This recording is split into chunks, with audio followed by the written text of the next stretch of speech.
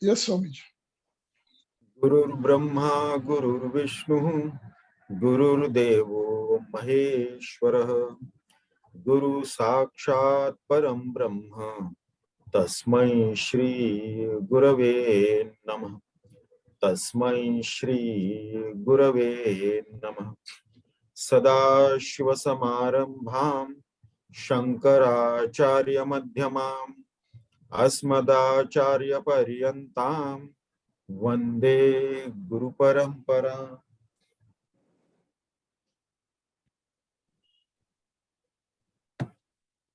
In our last session, we had covered up to the 10th shloka. In the 8th shloka, we saw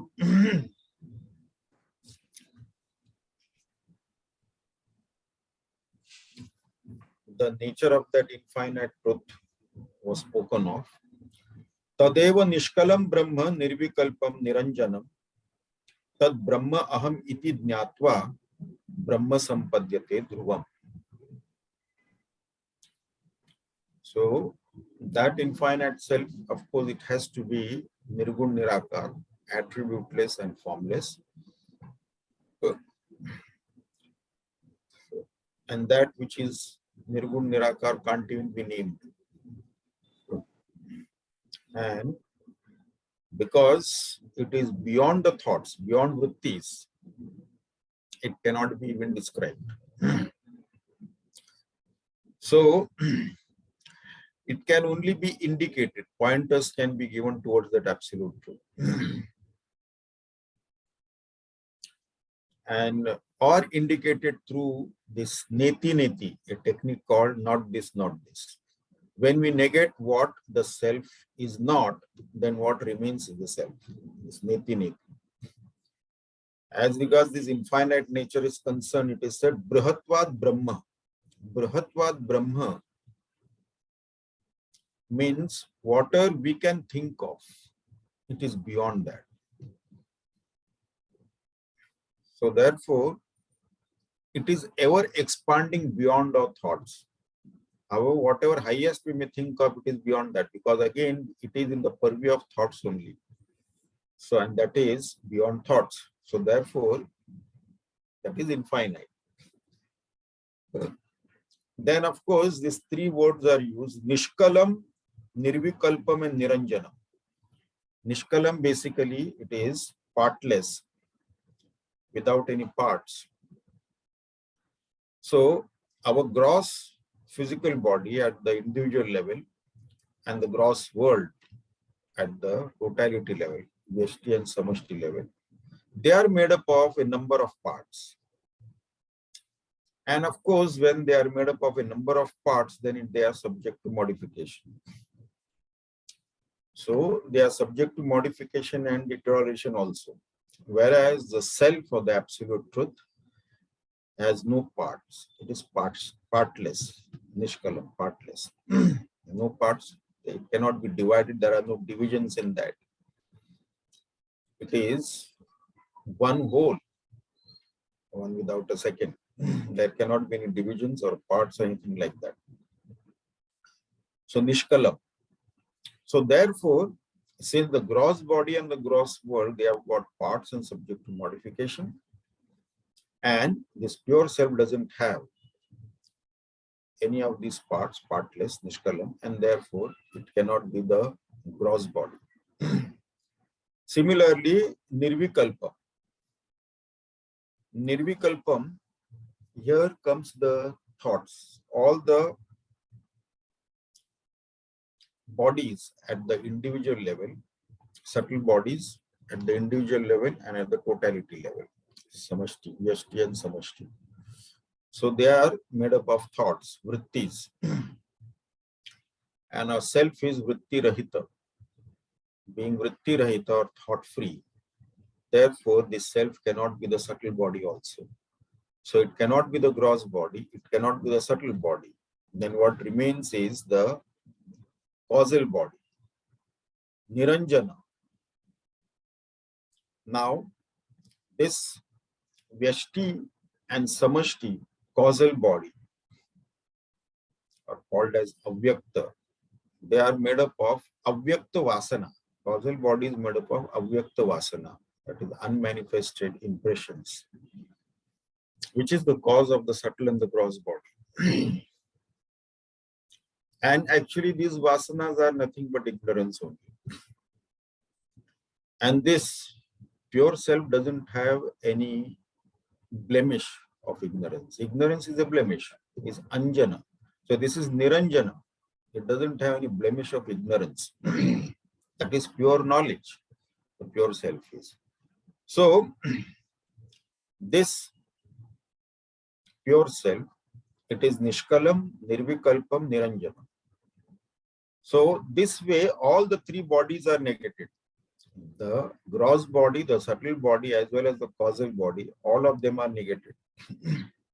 So self is without any blemish, and therefore none of these body, they are all negated.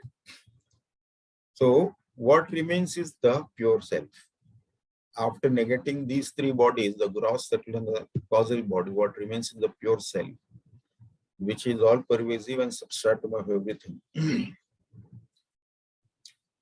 Then tad brahma ahamiti jnatva brahma sampadyate dhruvam. So when that self is known as our own self, and that is realized, that absolute truth is realized that as our own real self, then tad brahma ahamiti jnatva brahma sampradyate dhruvam. Then one gets liberated from all bondages and all limitations forever.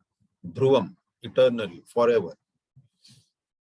It is not that once we get liberated from this all kinds of bondages and limitations, will we again fall into that? No. It is eternally, forever. Dhruvam. Then, in the 9th shloka, the explanation was given that can the truth be proved logically? If not, is it illogical?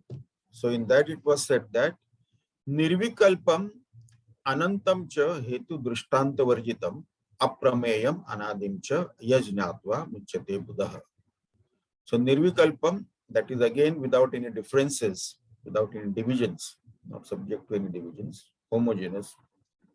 So it is not subject to, and because there are no divisions, no differences, no parts, and therefore there is no question of any modification, not subject to any modification. So then nirvikalpam, then anantam. Anantam means there are two meanings. One is infinite. Anantam, infinite. Anantam also where there is no anta, that is endless. So infinite also, endless also. Endless in terms of time. So anantam, infinite, because all that we can imagine, all that we experience through the 5 sense organs, they all fall in the purview of finite, limited, created in time, destroyed in time, and so on.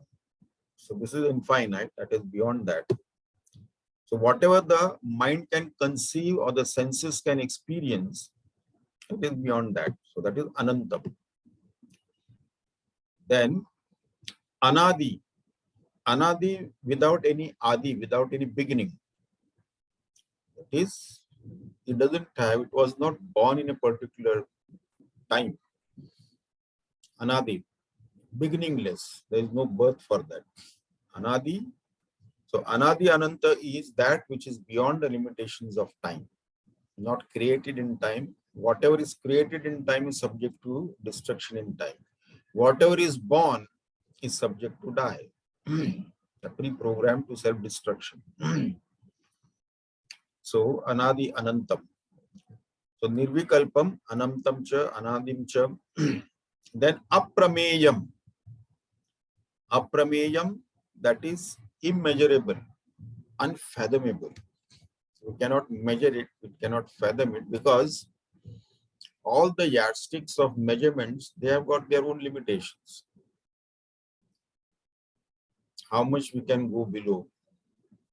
In time also we go to, from the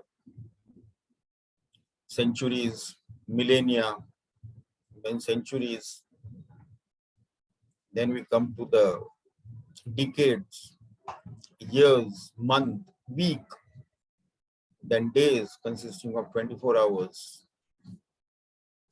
And then we further go, we divide that into hours, hours into minutes, minutes into seconds. And then when it goes below that, beyond seconds, then we have this nanosecond, microsecond, nanosecond, and femtoseconds, and all those things are there. That is at the lower part. And about the higher, then millennia, 1,000 years, 10,000 years, 100,000 years, how much we can in time. So there also there is a limitation. There is no yardstick to measure. Something that can be measured in case of weight, in case of height, in case of width, in case of any dimension. So all those things that cannot be done for this particular thing. So this is aprameyam. When it cannot be measured, unfathomable, immeasurable, that means it cannot be known by any known means of knowledge.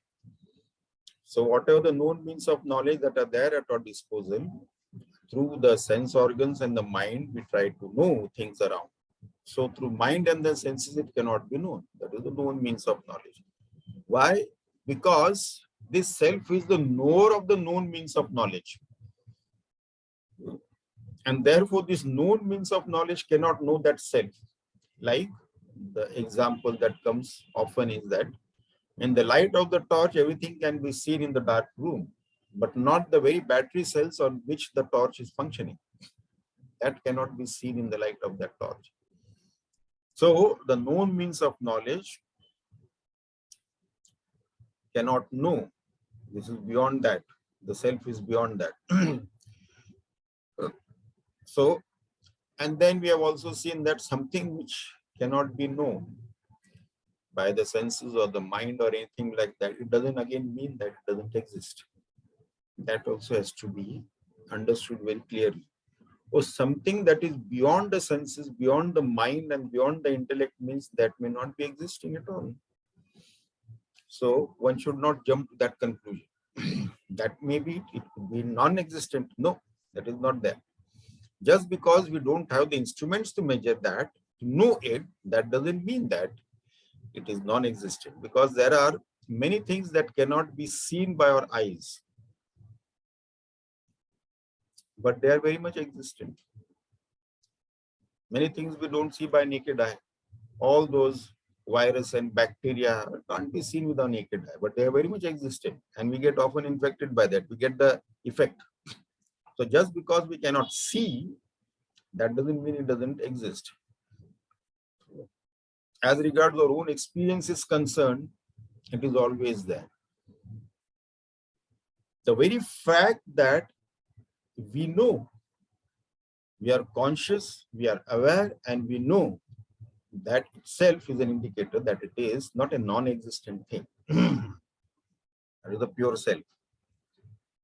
Then, hetu varjitam.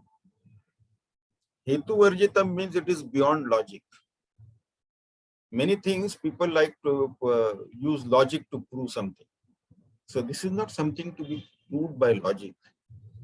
Logic has its limitations. In fact, logic also doesn't work in our day-to-day experiences also. Many things cannot be grasped by our senses or cannot be described in words also in our day-to-day experiences.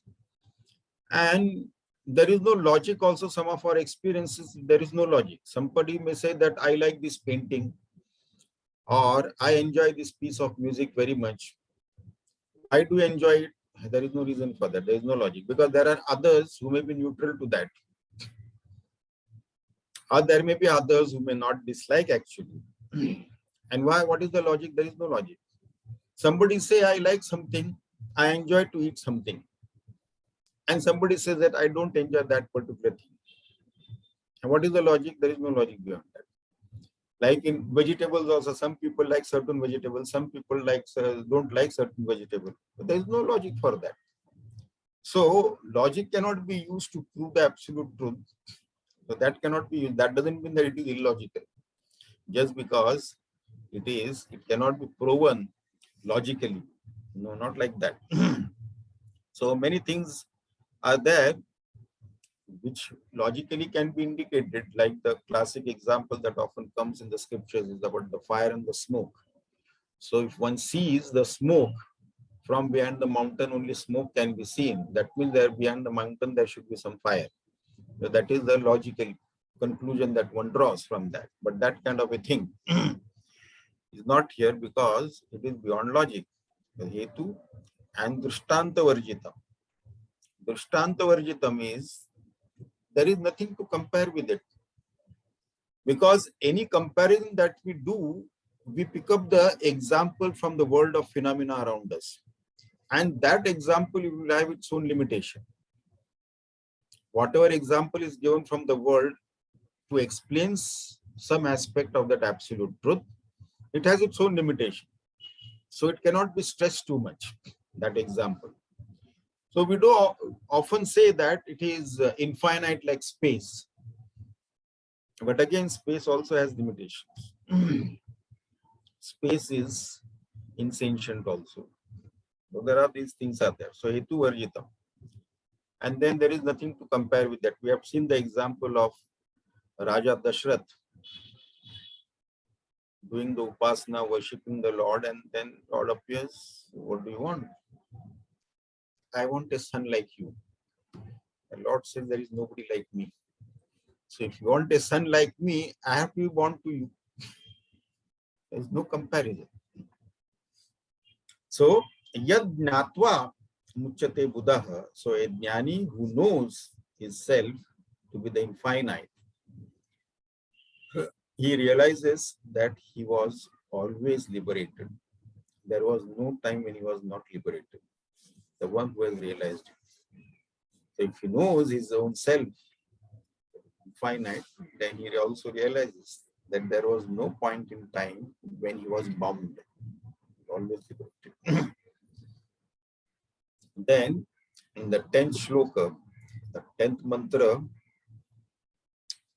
because this mantra is very important one which has come in the Karika and Mandukya Upanishad also.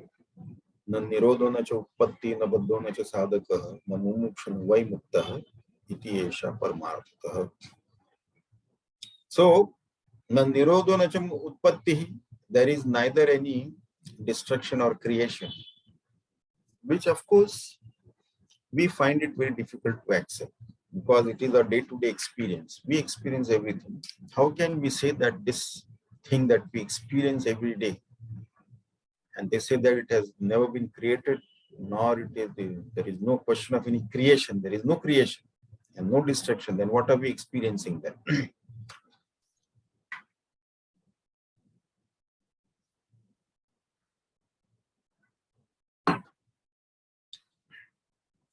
It's very difficult to accept that.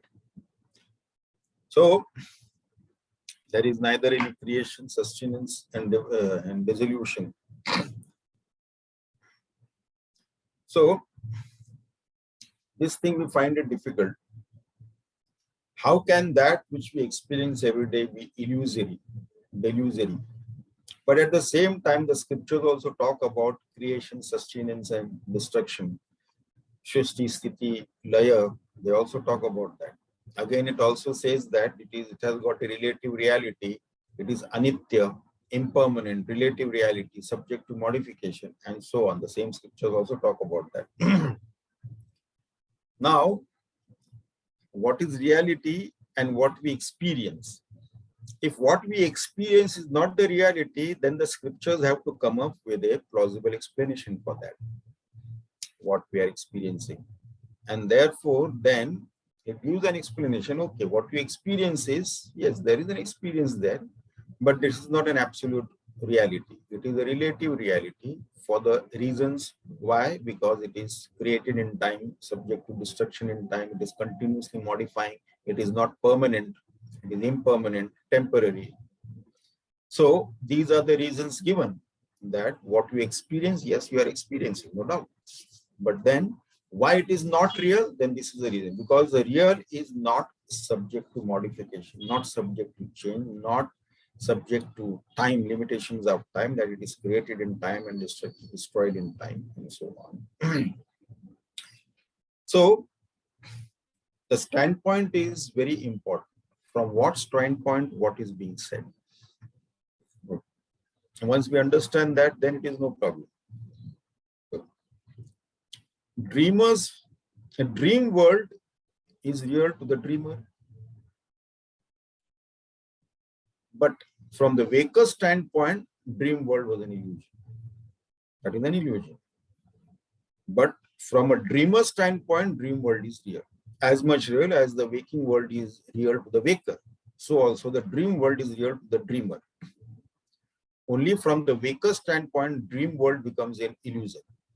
Similarly, the one who has awakened to his real self, from that standpoint, from the absolute standpoint, even the waking world is an illusion. There is no reality to that also. It has got only a temporary reality. That is the Vyavaharik Sat, or relative reality. So this has to be understood. Na nirodho na cha utpatti, na baddho na cha sadhaka. So now in this we have understood in our last session also, na nirodho na cha utpatti. From the water standpoint, nothing is created. No waves are created, no waves are destroyed. Only water is there. Millions of waves emerge out of water and merge back into water. But as regards water is concerned, from water standpoint, nothing exists other than itself. There is no question of any waves. If the water is asked, what do you think about all the waves that is created, that you create? I don't create any. What are these waves? I don't know. I am that. I alone exist. So this is what it is. From whose standpoint is being spoken of. Then here again, na sadhaka. Na sadhaka. Sadhaka is a seeker. The one who is doing sadhana. Means sadhaka is there only when there is something sadhya. One we have to attain. Some goal is there to attain. When only that sadhya is there, then the sadhaka is there. I have to attain that. And to attain that, then some sadhana is there. The means to attain it. So sadhak, sadhana and sadhya. So now, if there is nothing to attain, sadhya is not there, then there is no question of sadhana or sadhaka also. So there is no sadhaka and there is no sadhya for that which is already present. There was no absence for that. It was already there. So there is nothing to attain. We need to attain something which you don't already have, which is now away from us in time and in space. It is away from us. So we have to put efforts to acquire it, involved in some karma, some action to acquire it now, which is not with us. Maybe we'll get it after 10 days, 1 week, a month or a year or whatever it is. And for that, we have to put efforts also to get it. And it is not here, it is away at some distance somewhere. It has to come from there, or we have to go there and get it. So something that is away in time and distance, that which is not there now, then we have to do some sadhana and to get it. Otherwise, that which is always present, nitya upalabdha, there is no need of any sadhana. So therefore, here it is said that na sadhakaha. So sadhana is not there, sadhya is also not there. It is nitya prapta. And therefore, there is na paddaha, na mumukshu, na mukta. There is neither anybody bound, nor is there anybody seeking liberation, and nor anybody liberated. All these things will come later. If one was never bound, then why will that entity seek liberation? And then there is no question of being mukta, because to be mukta means it presupposes that earlier I was bound. There was baddha, bandhana was there, I was bound earlier, now I am mukta. So when the entity was never bound, there is no question of mukta also. At some stage that person became mukta. If somebody is in jail and then after 10 years he'll be free. So earlier I was in jail for 10 years and now I'm free. So bandha and then mukta. So there is no bandha, there is no mukta. Therefore there is no mukta also. And therefore there is nobody seeking liberation. Iti esha paramarthata. You see, in our Shushupti avastha, deep sleep state. In deep sleep state, there is neither nirodha, na utpattihi, na baddha, na sadhaka, na mumukshu, na vaimukta. None of these are there. In the deep sleep state, there is neither creation, nor dissolution, nor is there anybody bound, nor is there anybody seeking liberation, nor is there anybody liberated, so none of these are there in Sushupti avastha, in the deep sleep state. But of course, that is in ignorance. So, iti esha paramarthata. This is the absolute truth. Then we take up a new shloka today. Now here, Guru Maharaj here gives us the method of Anvay Vyatireka to arrive at the truth. Eka evatma mantavyah jagrat swapna shushuptishu sthanatraya vyatitasya punarjanmana vidyate.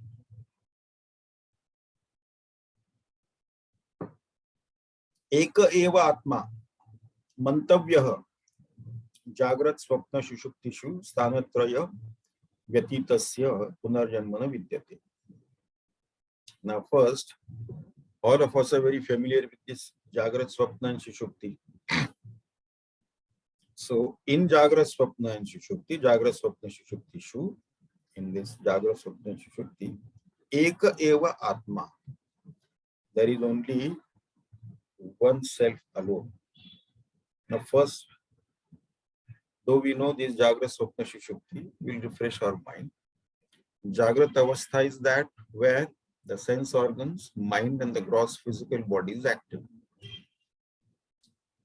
Then, in the Swapna Avastha, the gross body, the senses are not available for our experience, only the mind is active there.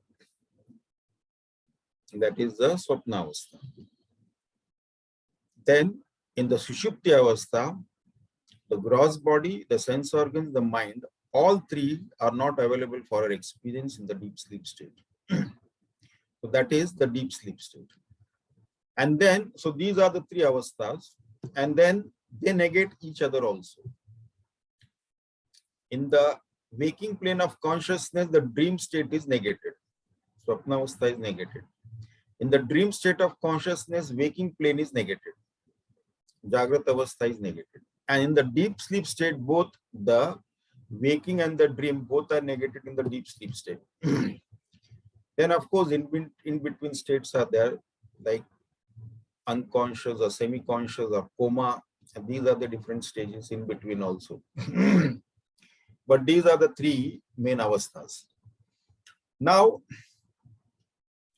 who is this experience of these three states? This has to be understood very clearly. Who is the experiencer?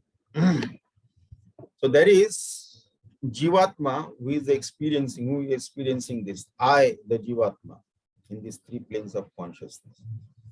So, with every experience, this I appears and disappears. Now, Eka Eva Atma.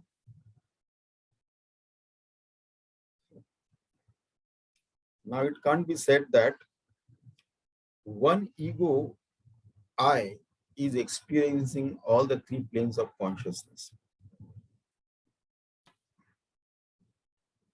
So, that is because with every experience, a new ego is born, As soon as the experience is over, the ego disappears, it merges back. Then with another experience, again the ego is born, and then again it disappears. But this process is so fast, we tend to give a continuity to that thing.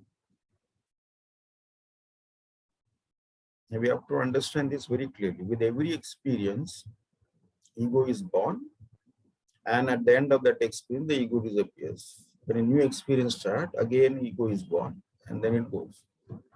But then we tend to give a continuity to that experience, and then we say that because identified with the body, and then we jog the memory and continuation. I experience this, I experience that.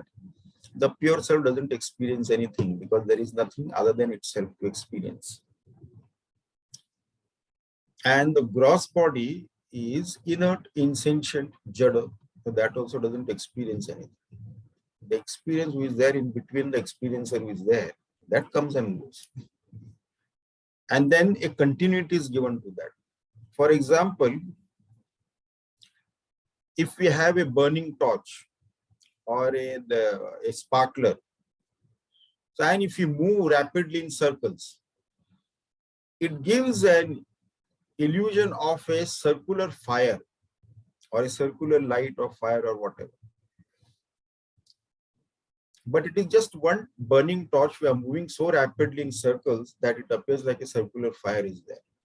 There is just one burning torch. There is a continuity, so to say. But there are no circular fires or anything like that. It is just one torch move rapidly in circles. And then a continuity is given. And then you say there is a circle of light, a circle of fire. Similarly, this ego also, it is born and get dissolved, then again born, get dissolved, that continuity is given. And then I have experienced this, I have experienced that, eka eva atma. But there has to be a common factor. One has to understand this very clearly. There has to be a common factor. Without that, the experiences that the memory cannot be of those experiences without having a common factor. So, like there is one common substratum between this Jagrat, Swapna and Sushupti, like that. Similarly, there has to be a common factor, a substratum, in and through all the three planes of consciousness, the waking dream and the deep sleep state. Now, this particular entity, the substratum, it is present in the waking plane of consciousness without being a waker. It is present in the dream state of consciousness without being a dreamer. It is present in the deep sleep state of consciousness without being a deep sleeper. And also, it is present in the samadhi state without being the one who gets in and out of samadhi. That is the real self. That is the common factor, the common denominator, the substratum. So, this has to be understood very clearly. Eka eva mantavyaha Jagrat, Swapna, Sushuptishu. That oneself, in and through all these three planes of consciousness. Stanatraya vyatitasya punarjanmana vidyate. Now first, Stanatraya vyatitasya, that is beyond these three planes of consciousness, the waking dream and the deep sleep state, Jagrat, Swapna, Sushupti. It is beyond these three states. The one who has realized that punarjanmana vidyate. Punarjanma. Punarjanma is rebirth, reincarnation.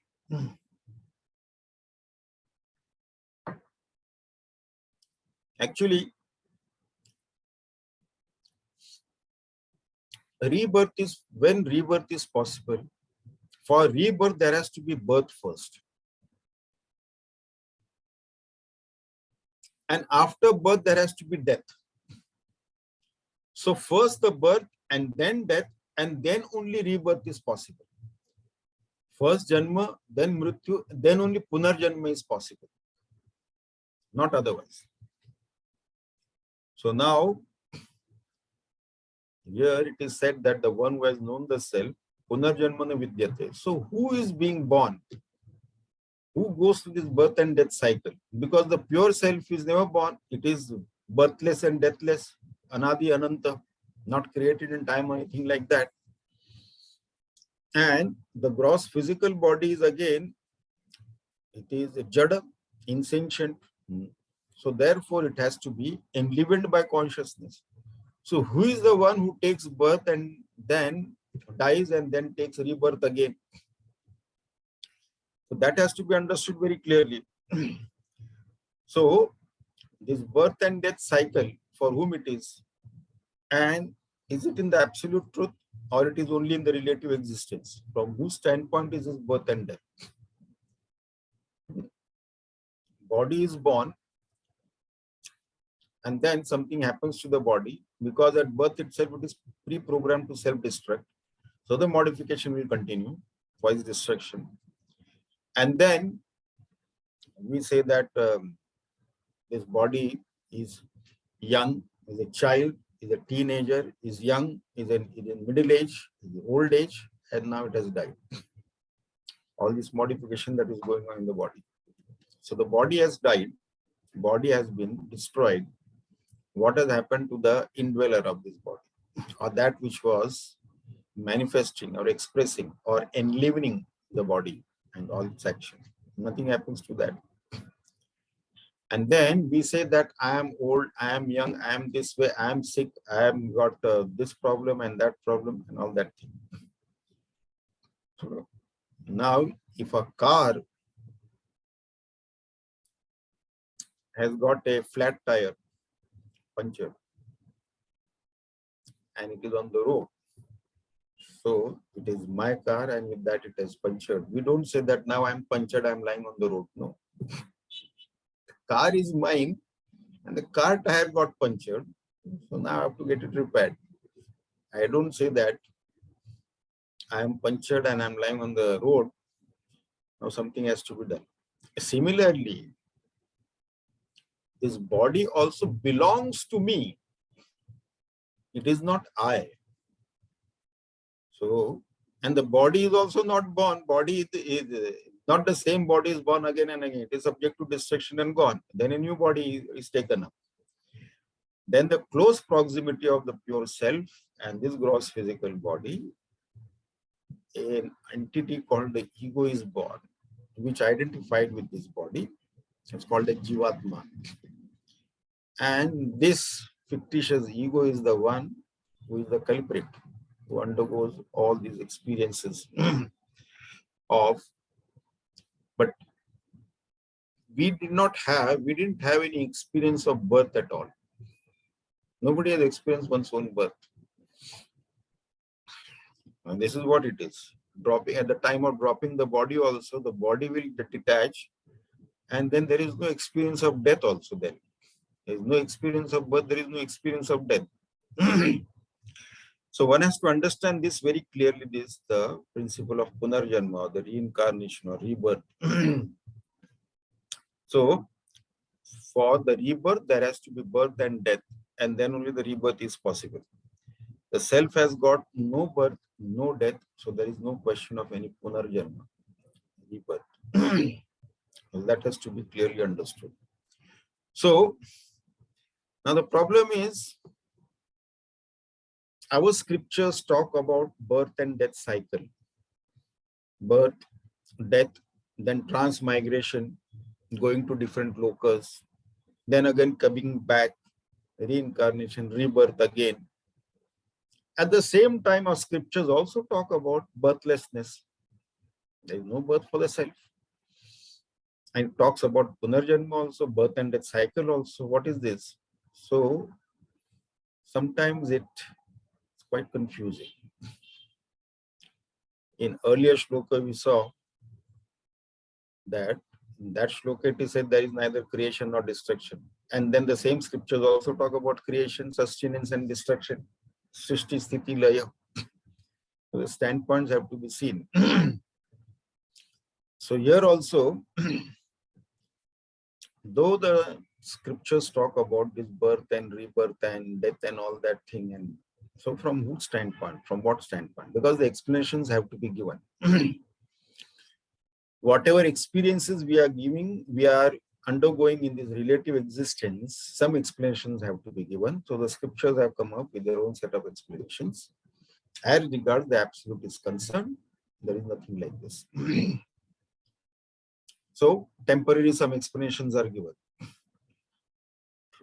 From the standpoint of the water, if we see, there is no waves. As regards water is concerned, only I exist. I, the water, exists. There is no question of any waves or all those things. So whose standpoint we are talking about? From when we are standing on this earth, we see the sunrise and sunset every day. It rises in the morning in the east and then sets in the evening in the west. That is from the earth standpoint.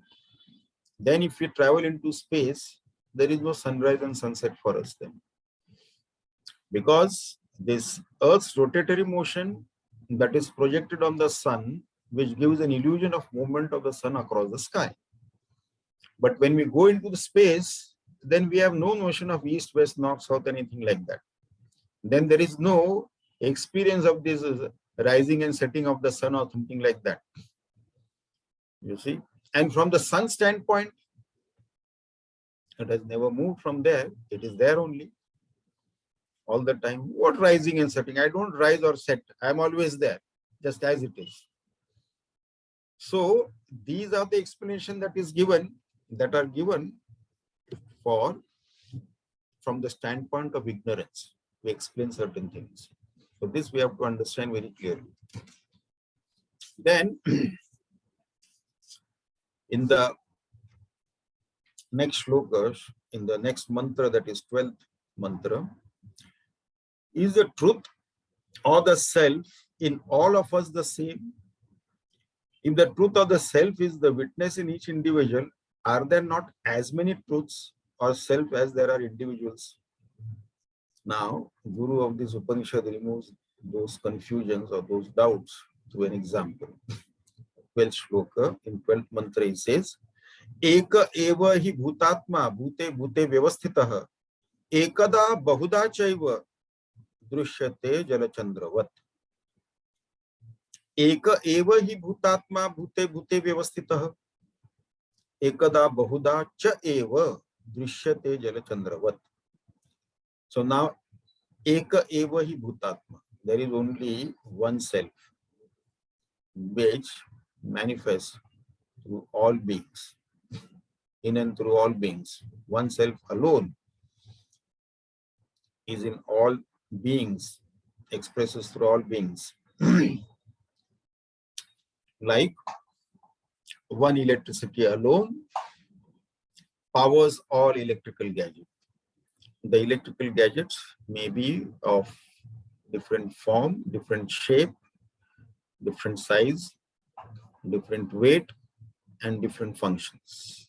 Some may illumine, some may heat up, some may cool down, and so on. Some may produce sound, some may produce vision, and all those things, those instruments are there, but they are all powered by electricity, one electricity. Whether it is a 0-watt bulb or a 1,000-watt bulb or a 10,000-watt bulb, all of them are powered by the same electricity. Electricity powers everything. So that is one common thing in and through all electrical gadgets is the electricity. Similarly, one self alone expresses through all beings. It is not that there is one Atma per head. There is only one Atma, and it is not one Atma per head. That means if there are 800 billion people on this planet, so there has to be 800 billion Atmas. No. There is Atma is only one. There are 8 billion Jivas are there. One Atma and 8 billion Jivas. One Atma and 8 billion reflections. There is no limit to reflections. There can be billions and billions of reflections. So, self is all, self is one in all, self is the substratum of everything. So, eka eva hi bhutatma bhute bhute vyavastitah ekada bahuda cha eva drishyate jalachandravat. Ekada bahuda cha eva. So now how this one appears as many? So here example given is Jalachandravat. Now this example we have taken has been explained elaborately many times in Hastamraka Stotra also. Jalachandravat, the moon is there, appears in space, and then it is reflected in waters. Now, moon is one depending upon the number of water bodies, or maybe there are 10,000 different sizes and shape. Pots are there, vessels are there, or water bodies are there, ponds, lakes, puddle, and so on. And then that moon is reflected in that. So moon is one. Reflection is also one, but it may appear differently in different reflecting surface, depending upon the size of the water body and the state of the water and the quality of water. So if it is calm and pure water, the reflection is clear. If it is disturbed water, ripples, waves, then the reflection is broken. And if it is not clean water, then it may appear hazy also, and so on. And then if all the water bodies, all the water gets dried up, there are no reflections, but then the moon is still there. So eka eva. So ekada bahuda cha eva drishyate jalachandravat. So one moon alone reflected. Similarly, another example we can take, that is about the space. There is only one space. One all-pervasive space is there. So that space is there, inside, outside, it is the same thing, and there is no difference in the space as such. Space is the same. The quality of space in a mud pot and the quality of space in the gold pot, they are the same. There is no difference. The space which is there inside the temple and the space which is there outside the temple, the same space. Space which is there in the bathroom or bedroom, it is the same space. Same space as it was there, as it is there in the temple or outside the temple. The space has got no differences there. It is the same space. So therefore, only one space, that is pervading in and through all things and beings, like that. And this is only one self. So eka eva hi bhutatma bhute bhute vyavasita. That is only one self that is pervading in and through everything. It is not that if there are 8 billion people, so there are 8 billion Atmas. Atma is only one. Reflections are 8 billion of that Atma. So the reflections we can call it as Jivas. So there may be 8 billion Jivas, but Atma is only one. That one Atma reflected in 8 billion Jivas as 8 billion Jivas. Now, the same thought is again elaborated upon with another example in 13th and the 14th mantra. Ghata samruttam akasham niyamane ghate yatha ghato niyeta nakashah tatha jivo nabhopamah. Ghatavad vividhakaram vidyamanam punah punah tad bhagnam nacha janati sajanati cha nityashah. So now, Ghata samruttam akasham niyamane ghate yatha. Now, space itself has got no movement, nor any direction. We have made the direction in space, east, west, north, south, depending upon where the sun is rising and all that. We have made the direction. But as regards the space is concerned, there is no direction in space. For space, there is no direction. And it has got no movement. That which is all pervasive, where will it move? Nothing. A limited entity can move from point A to point B. This body can move from this point to that point. because it is limited in space. But space itself, there is no movement for that. So here, Ghata Samvrittam Akasham. So pot is in space. Niyamane Ghate Yatha. So when the pot is moved in space, there is no movement for space. What has moved? The pot has moved. Space is there as it is. Space has not moved, isn't it? So also this jiva,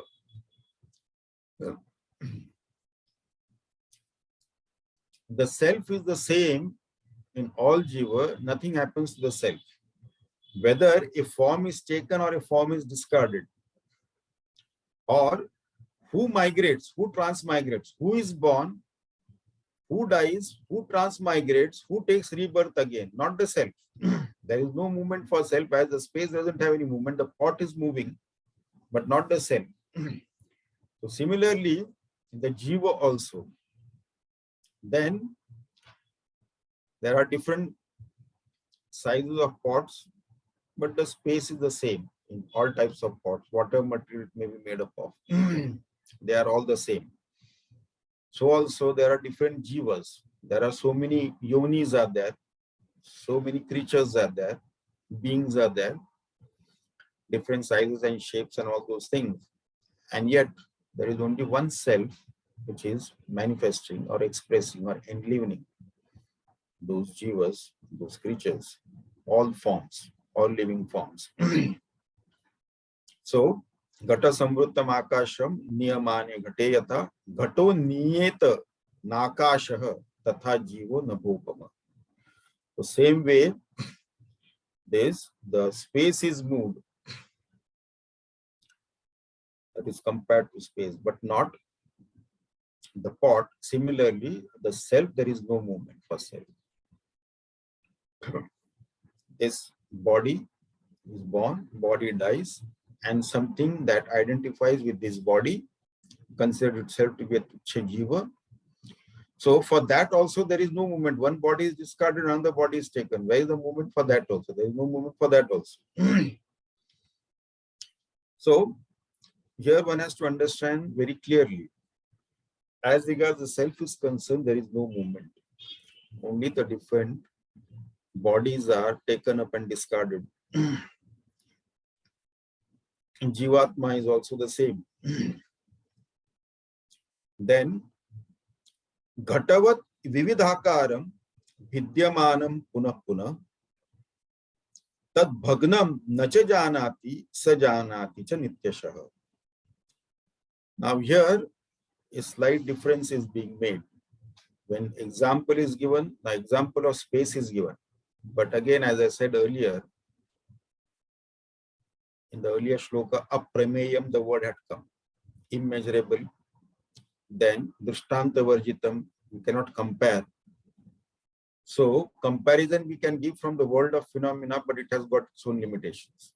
So here also, Ghatavat vividhakaram vidyamanam punah punah tad bhagnam. So Ghatavat vividhakaram means what? Pots are made up of different sizes and shapes.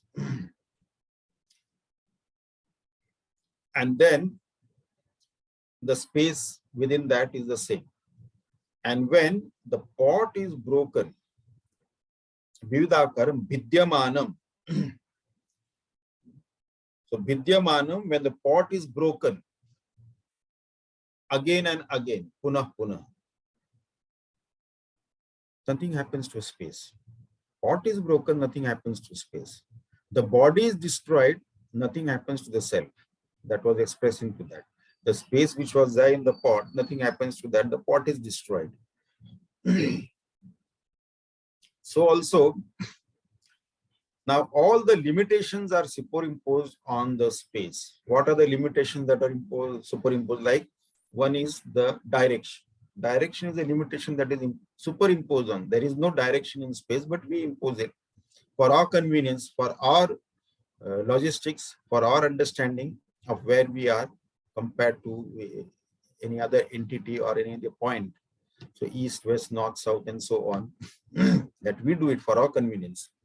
So these limitations are superimposed on space. Plus, we create walls and roof And then we say this is the living room space, this is the hall space, this is the temple space, this is the bedroom space, this is the puja room space.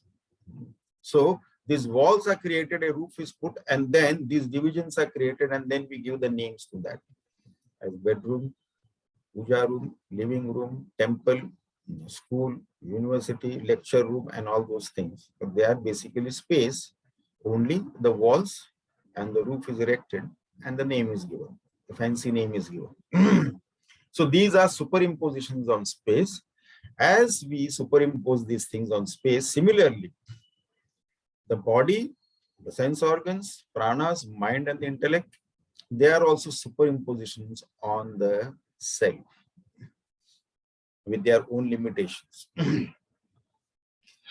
So when identified with these limitations, these what we call upadhis or conditionings of body, mind, intellect and so on, then we consider ourselves to be the jiva. Then we have wrong notions about our own self. Then I am a tuchha jiva, I was born on particular day and then I will die someday, like that. All these wrong notions will manifest because of the superimposition and the wrong identity with those superimpositions. So these are, but now the difference between the space, the example cannot be stressed too much. As I said, because whenever we are giving example from the world of phenomena. So those examples we cannot stretch too much. So here, the space is there. What is the limitation of the example of the space? Now here the limitation is that when the pot is destroyed, nothing happens to space.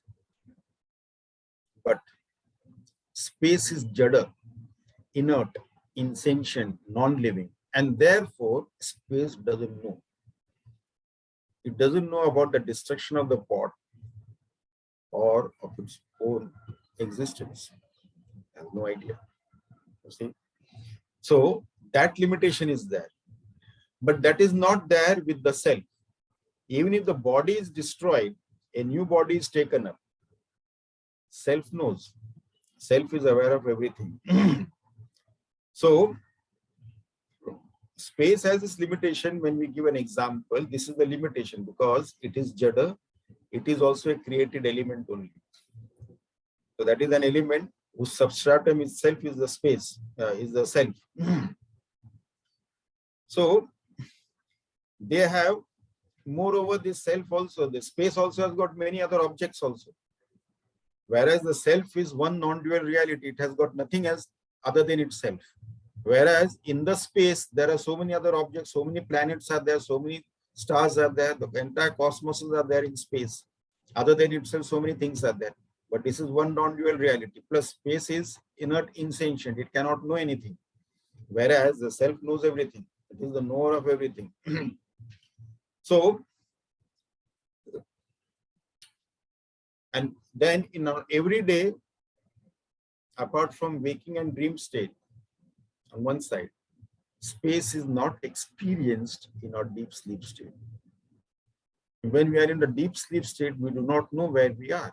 We are in India or Pakistan or England or US, we do not know where we are. So there is no notion of space and there is no notion of time also. There is a timelessness, so to say, when we are in the deep sleep state. Then when we suddenly wake up, what time is it? Oh, I slept for 9 hours. I don't believe it. So there was no notion of time. Or I wanted to sleep for 10-15 minutes and I ended up sleeping for a couple of hours. Then when you wake up and you say that, oh, it is 2 hours, I thought it is just 15-20 minutes. Because there is no notion of space, there is no notion of time. That doesn't exist in the deep sleep state. So that is absent. But the self is very much present in the deep sleep state. And the substratum of that. So we have to understand that tat bhagnam na janati sa janati cha nityashaha. But the self knows nityashaha. Nityashaha. Self represent all time.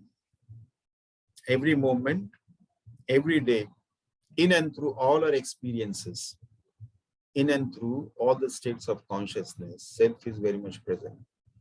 In the absence of self, there is no self. The question of the self being absent temporarily like that. It is 100% present all times. It doesn't go to sleep. As we saw, in the deep sleep state also, that which is present without being a deep sleeper. In the waking plane, that which is present without being a waker. In the dream state, that which is present without being a dreamer. And one that is beyond all this, and the substratum of all the three planes of consciousness, that is the self. The next shloka will take up in our next session. So if anybody has got any questions, ask.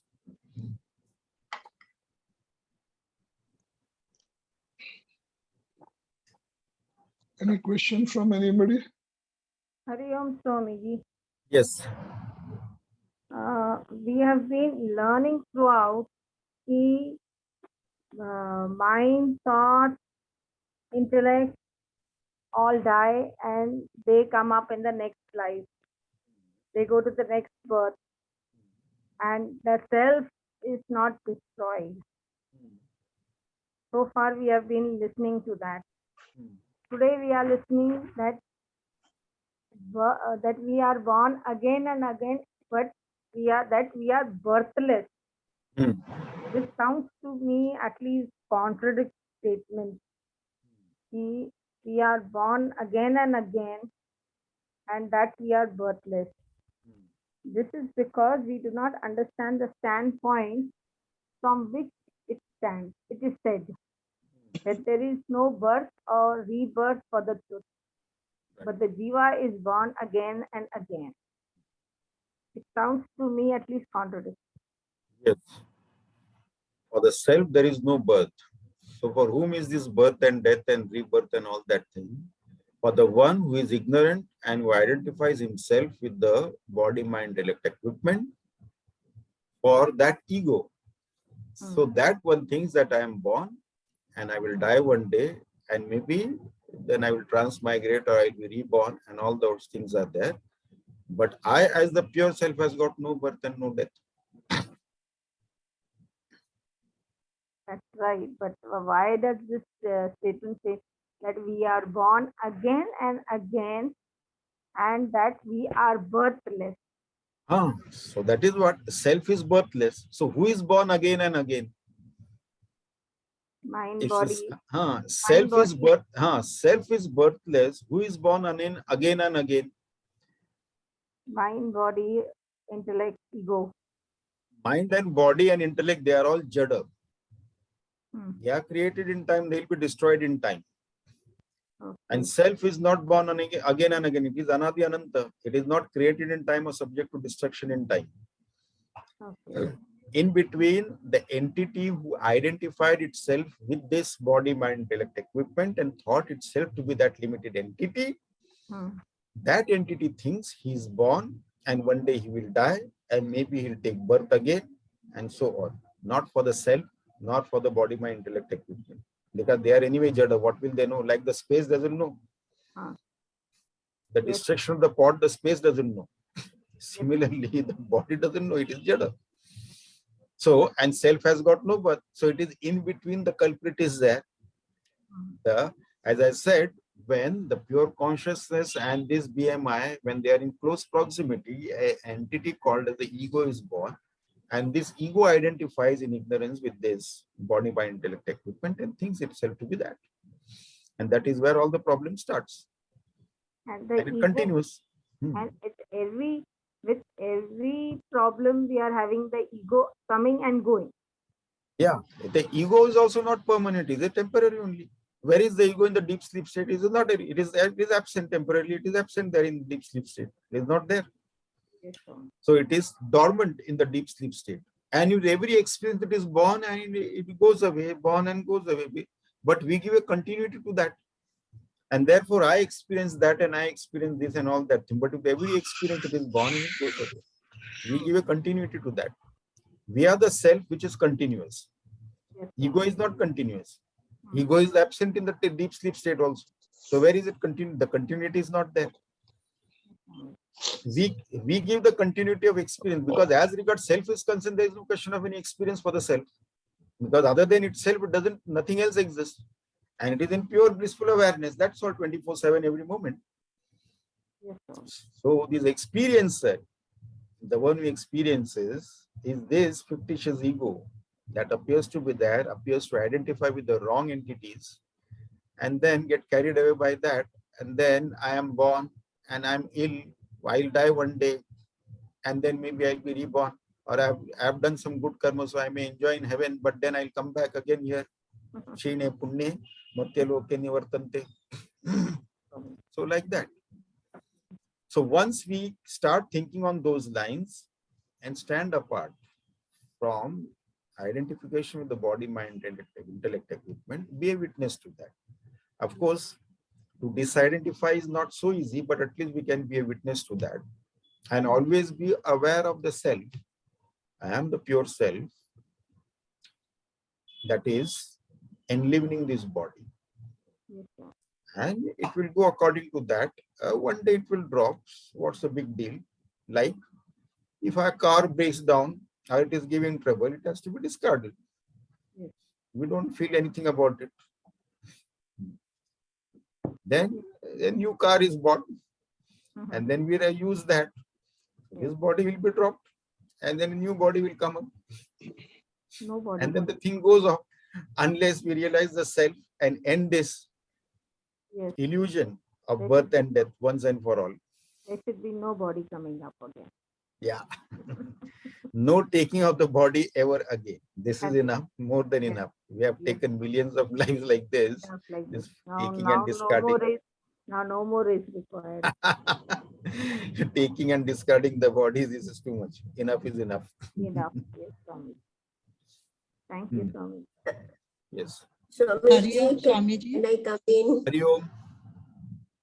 Auntie One- wants to talk. Let her Okay. continue. Okay, okay. Swamiji, this Yes. is not a question, this is a statement of Sri Ramana Maharishi. Now, you have told us, and of course, I firmly believe that we must tell 100 times a day that I will not be born again, just now what you were discussing. But then somebody asked Ramana Maharishi and that is there a free will? So his reply was, just keep your mouth shut and do your part. What does that mean? That means we, no matter how much we tell that I will not take a body, does it work? The thing is that Ramana Maharshi, when somebody asked him about free will and destiny, then he told him that know who you are in reality and go beyond free will and destiny. There is no destiny, there is no free will. Go beyond that. Knowing the self, we transcend both free will and destiny. Short and sweet. This is what it is. Therefore, I have been telling this, taking the sankalpa, when we go to bed, the last thing we do is that, okay, this is my last, I am not taking any form again. So that sankalpa has to be taken. And then we wake up also, then we have to say the one line from Bhaja Govindam, Ya sansare bahudustare krupaya pare pahi murare. Then when we wake up again, this is my last, I am not taking any form ever again. Ya sansare bahudustare krupaya pare pahi murare.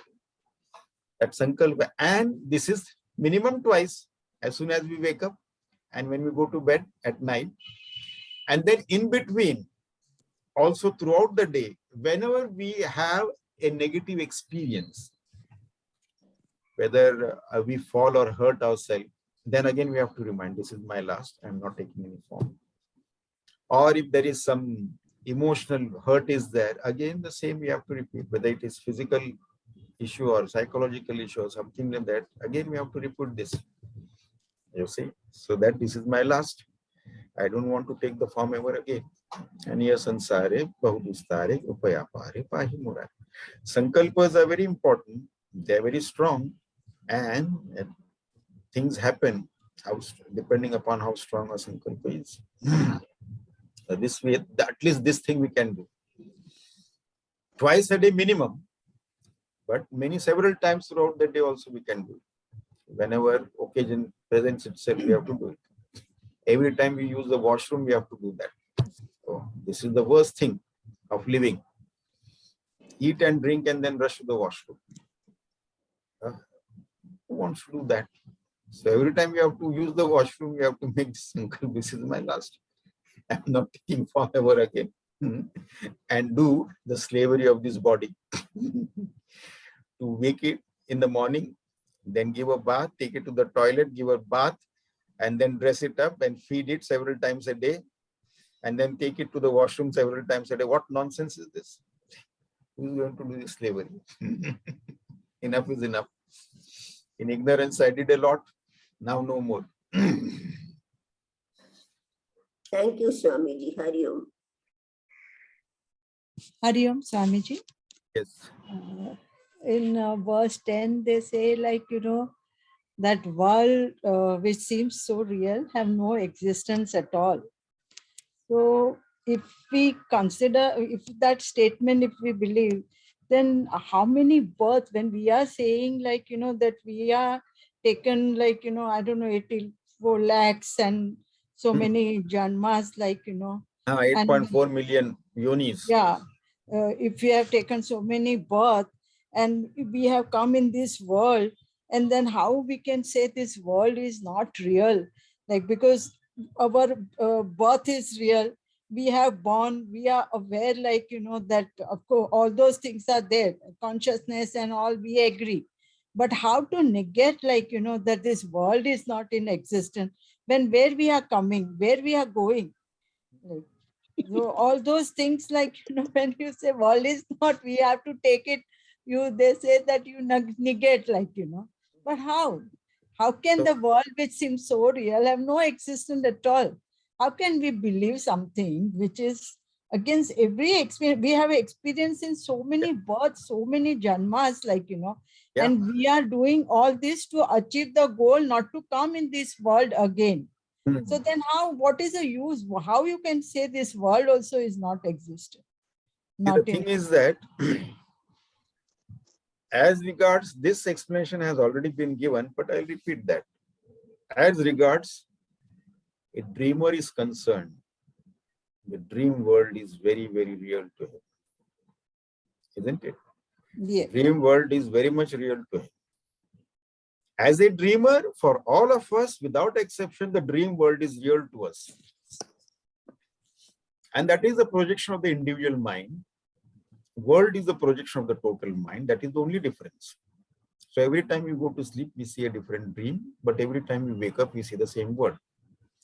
But then it is nevertheless projection only. One is of this individual mind, the other is of the total mind.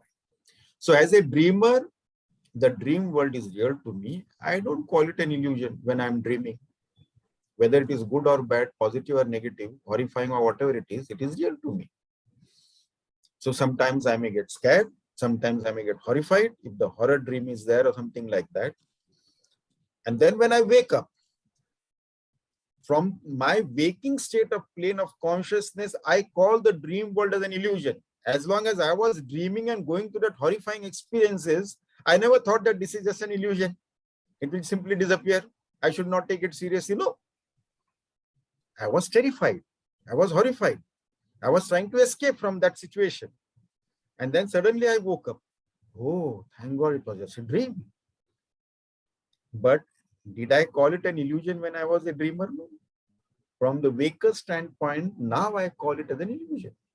So, as a waker in the waking plane of consciousness, the waking world is real to me. All the experiences are real to me without exception. For whom this becomes an illusion, unreal, when the one who has woken up, awakened to a higher dimension of consciousness, and then from there he sees, okay, this is the reality. So this is what it is, from what standpoint we are looking at. From the absolute standpoint, from the relative standpoint, whose standpoint we are looking at. The waking world experiences are real to us from the waker standpoint. No doubt about that. As the dream world was real to us from the dreamer's standpoint, then we again labeled it as illusion. When did we label it as illusion? Not as a dreamer. As a waker, we labeled it as illusion. Similarly, as a waker in the waking plane of consciousness, we cannot label this as an illusion because this is what we are experiencing. Only when we wake up, awaken to a higher dimension of consciousness, then, of course, this is what the reality of world is. So I should not take anything seriously after that. So until we awaken to that dimension of consciousness, for us, this waking world is real. All the experiences are real. As for the dreamer, the dream experiences are real, without exception. They are not illusion for him, for the dreamer. And this is what it is. So when we wake up from that standpoint, then we will not take this world seriously. Swamiji, dream span is very limited, no? It is for 5 minutes or it may be for 8 hours. I don't think so, 8 hours or not. No, but no, that dream, our lifespan is so big, like, you know, longest and we dream are is, experiencing like, listen this, and longest dream is no more than 60 to 90 seconds. that is exactly, yeah, correct. And 60 to 90 seconds, how many experiences we go through that? Maybe an entire lifetime. Isn't it? Time is an illusion. Even what is the lifespan in this world?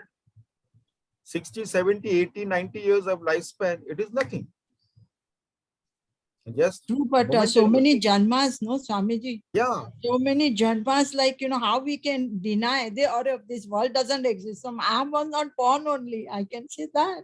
Oh, this is like, you know, how you are getting, because we are born, because this world is existing. That's why we are born, no? And that's why we have to go through this, you know, phala and karma and all, karma, phala, everything. It's because of our experiences, because of our ignorance only we are going through all this. If we knew ourselves, then there is no question of this kind of experience or anything like that. Because of our experiences, we have to go through all these things. Otherwise, these things do not exist then for us. Because I am a dreamer in the dream world, then I have to go through all that thing. But when I wake up, then I have got no problem with that. That dream is negated immediately. You see? So this is what it is. We have gone through all that thing. Even the time itself is an illusion. It is only a, what you call that, a relative thing. Like Einstein explained this relativity in terms of this, giving an example when he propounded his theory of relativity. He said that when you sit on a hot plate, a few seconds is like a few hours. And then he said that if you are sitting with a beloved, even if it is for 10 hours, it will feel like you are there only 10 minutes, you said. It is only relative, relativity. So in the relative things, the time itself is an illusion. Time has got no reality. Time is born only when the mind is born, when the first thought is born. In the deep sleep state, there is no notion of time also. No notion of time, no notion of space also. And as regards the self is concerned, self is beyond the time and space. So this, whether it is a 60-second or 90-second dream, or whether it is a lifespan of 90 years or 100 years, they are still, both are illusions. They are not reality. Time and space complex, they are illusions. As regards the absolute standpoint is concerned. So only in relative terms we understand. And when we don't have any notion of time in the deep sleep state, we have no idea whether I thought I slept for 15 minutes, but it is already more than an hour. So there was no notion of time there, no notion of space also, where I am. Suddenly when somebody wakes, somebody who is in deep sleep state, and somebody wakes him, where am I, where am I? Because there is no notion of time, no notion of place. So this is again an illusion. So whether it is a 60-second dream or a 100-year lifespan, they are in the same category. So dream world and the waking world, they are in the same category. The only thing is that this is more real to us because projection of the total mind, and that is projection of the individual mind. And we get rid of that as soon as we wake up.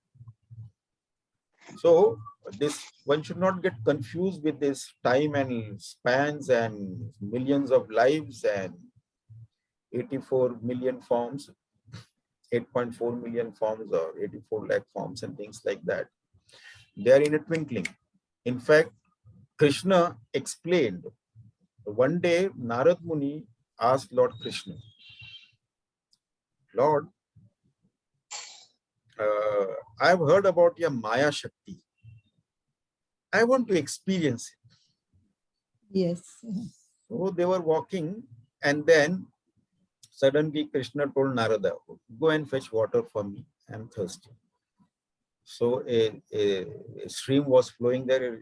So Narad Muni entered that water to fetch water for Krishna, his commander. And there he saw a young lady there. Yes. And then he got enamored with that. Got And married. then they created, then they started living together. They had children, Yes. Ashtaputra, and all that thing. And then there was a severe floods, rain and floods. And then all the children, his wife and all the children, they flowed down the river. And he somehow managed to save himself on the bank. And then suddenly he heard a voice telling him, Narada, I told you to fetch water. Yes. I also read this story, but somehow like to buy these things like it becomes difficult. Of course, that if I tell you, you will again say like, because of our ignorance. Like, So this is the Maya. This is the power of Maya. So the time can go just like that. Now Narada Muni lived his entire life and he couldn't believe.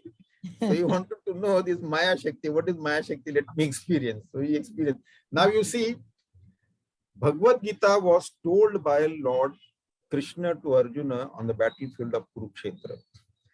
Now some people take objection to that. Now this Brahma Kumari group is there. They say that Lord Krishna actually told only four shlokas, not 700 shlokas.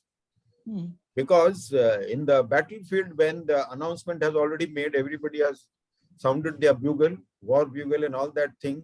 Do you think they all will be waiting for these two fellows to finish their dialogue? And 700 shlokas will take at least 3 hours. Do you think they'll be waiting? So he only told only 4 shlokas to Arjuna.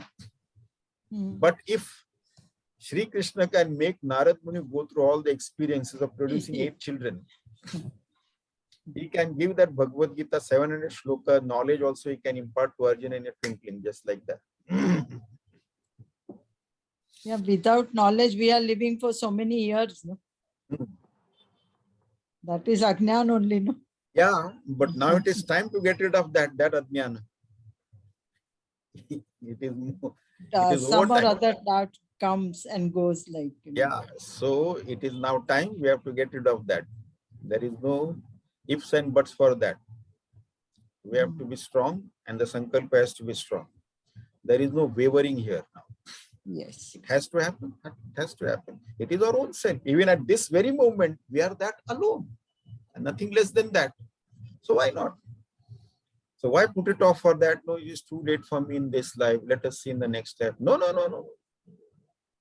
That thought should not cross even for a fraction of a moment, through our mind. No, absolutely not. This itself should be the end of it. Yes, Swamiji. We can call it a day. Okay. Om Purnamada Purnamidam Purnat Purnamudachyate Purnasya Purnamadaya Purnameva Vashishyate. Om Shanti Shanti Shanti. Harihi Om Shri Gurubhyo Namah. Harihi Om.